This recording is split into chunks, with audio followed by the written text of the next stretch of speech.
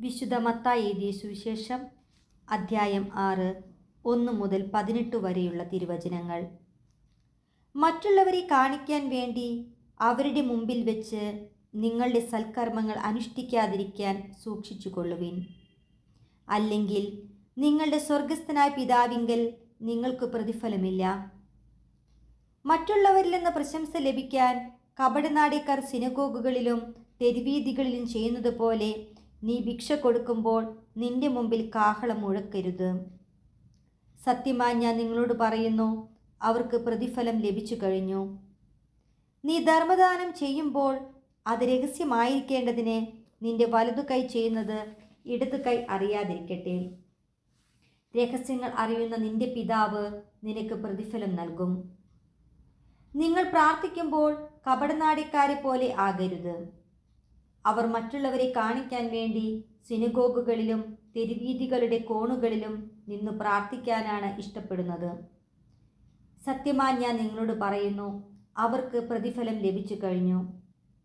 എന്നാൽ നീ പ്രാർത്ഥിക്കുമ്പോൾ നിന്റെ മുറിയിൽ കടന്ന് കതകടച്ച് രഹസ്യമായി നിന്റെ പിതാവിനോട് പ്രാർത്ഥിക്കുക. രഹസ്യങ്ങൾ അറിയുന്ന പിതാവ് നിനക്ക് പ്രതിഫലം നൽകും. പ്രാർത്ഥിക്കുമ്പോൾ വിജാതിരെ പോലെ നിങ്ങൾ അതിഭാഷണം ചെയ്യരുത്. അതിഭാഷണം വഴി തങ്ങളുടെ പ്രാർത്ഥന കേൾക്കുമെന്ന് അവർ കരുതുന്നു.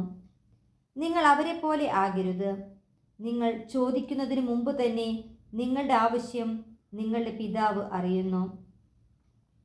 നിങ്ങൾ ഇപ്രകാരം പ്രാർത്ഥിക്കുവിൻ: സ്വർഗസ്ഥനായ ഞങ്ങളുടെ പിതാവേ, അങ്ങയുടെ നാമം പൂജിതമാകണമേ.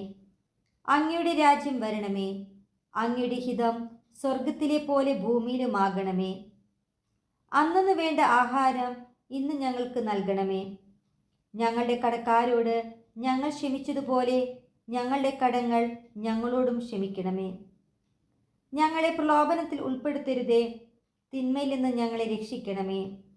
മറ്റുള്ളവരുടെ തെറ്റുകൾ നിങ്ങൾ ക്ഷമിക്കുമെങ്കിൽ സ്വർഗസ്ഥനായ നിങ്ങളുടെ പിതാവ് നിങ്ങളോടും ക്ഷമിക്കും. മറ്റുള്ളവരോട് നിങ്ങൾ ക്ഷമിക്കുകയില്ലെങ്കിൽ നിങ്ങളുടെ പിതാവ് നിങ്ങളുടെ തെറ്റുകളും ക്ഷമിക്കുകയില്ല. നിങ്ങൾ ഉപവസിക്കുമ്പോൾ കപടനാട്യക്കാരെ പോലെ വിഷാദം ഭാവിക്കരുത്. താങ്കൾ ഉപവസിക്കുന്നുവെന്ന് അന്യരെ കാണിക്കാൻ വേണ്ടി അവർ മുഖം വികൃതമാക്കുന്നു.